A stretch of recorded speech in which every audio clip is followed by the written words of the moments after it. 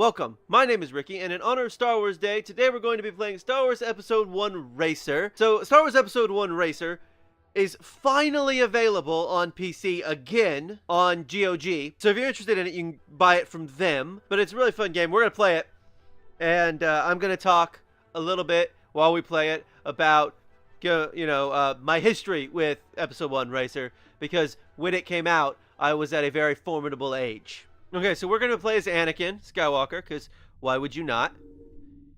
This is the tournament mode. We're only going to do a few races because, this video's not going to be crazy long. And of course, there's a bunch of, different levels you can do. So there's 3 different levels you can play. So, but we'll probably just do a few races. I must place 4th or better to progress. Track favorite is Sebulba, but I'll tell you this right now, I have both the 3-lap record and the best lap record.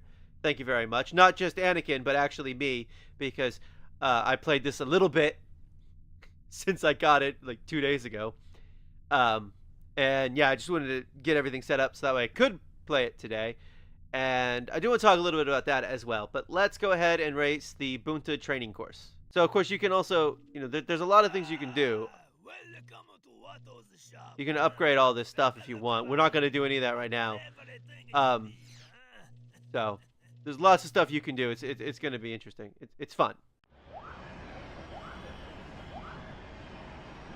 So, as I mentioned in the intro, this game came out when I was pretty young. I was 11 when Phantom Menace came out. Almost 11 when Phantom Menace came out.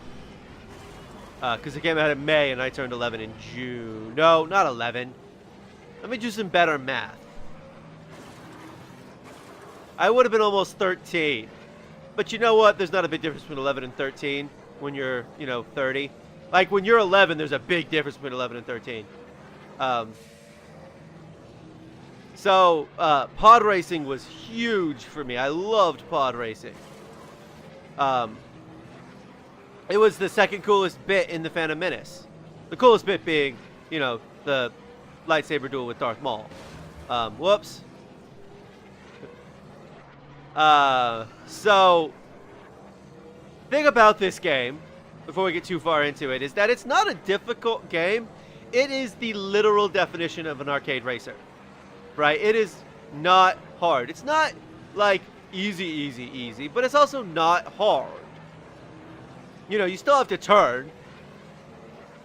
One of the things about this is I am using my Xbox 360 controller, and it took me forever to get everything set up properly. Actually, a lot of the faults were just fine, but the rolling, flipping the pod on its side this way or this way, I put on the bumpers. It wasn't on the bumpers at first. It was on the D-pad. So, which made no sense to me, but it's set up for a joystick, not a controller. So, but the nice thing is acceleration and brakes are still, they're on the Z-axis, which in this case are the triggers.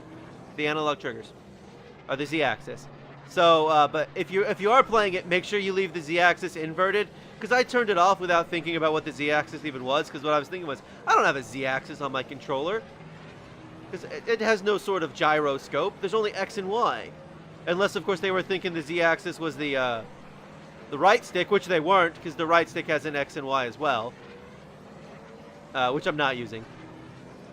Yeah, I just... So once I got it under once I got all the controls set up, it was really nice. And oh my goodness. It's just bringing back so many memories. 13-year-old Ricky is really excited right now. I've been waiting for this ever since they re-released multiple games, Star Wars games like Rogue Squadron. When they brought Rogue Squadron back, I was like, oh. Now it's important to remember that when I played this, I actually played it on the Nintendo 64, so this game plays and looks a lot better. I mean, it still doesn't look great because it's still, it's still a game from the early 2000s.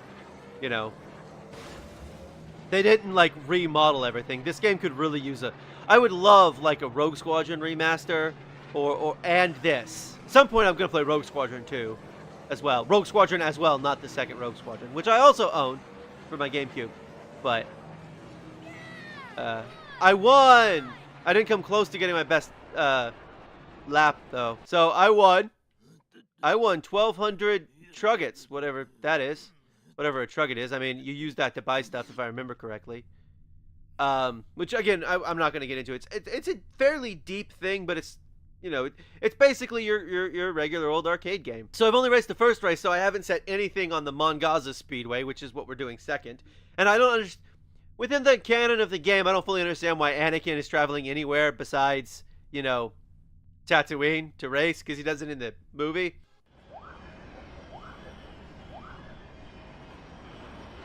So I have no idea what's going to happen here.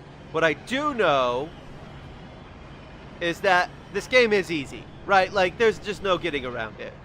I mean, when I was a kid, the thing, I never owned Racer as a child.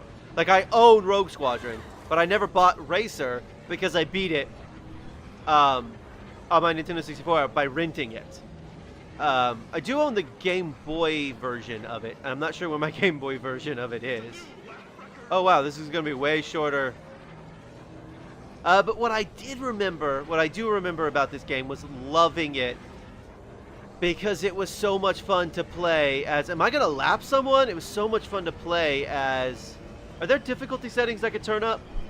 It was so much fun to play with my friends. There's multiplayer on this, but I haven't played with anybody because I don't have anybody to play with right now. Yeah, that's going to happen, I imagine.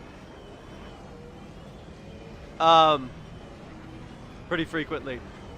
So, yeah, I mean, it's just, it brings back so many memories. It's one of the best things that come out of the prequels. Now, I personally don't think the prequels are bad movies. I think they're very good movies. I don't think they're amazing movies. It's not like it's the good, the bad, and the ugly, you know, but none of the Star Wars movies are, like, that good to me. But this is just one of the best things to come out of the prequels, in my opinion. Also, I set another track record. That's exciting. I won another 1,200 truggets. That's exciting. Okay. Video, audio, joystick, mouse, keyboard, force feedback, and load save settings. There doesn't seem to be a difficulty increase. That would be nice. Yeah, so that was just kind of a quick look at Star Wars Episode 1 Racer. Possibly my favorite game based on Star Wars Episode 1.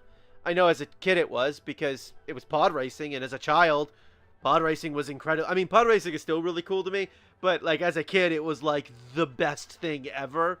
And so being able to race in a pod on my Nintendo 64 at the time, my PC now, it was so much fun. So this has been Star Wars Episode 1 Racer. Thank you for watching, and I will see you next time.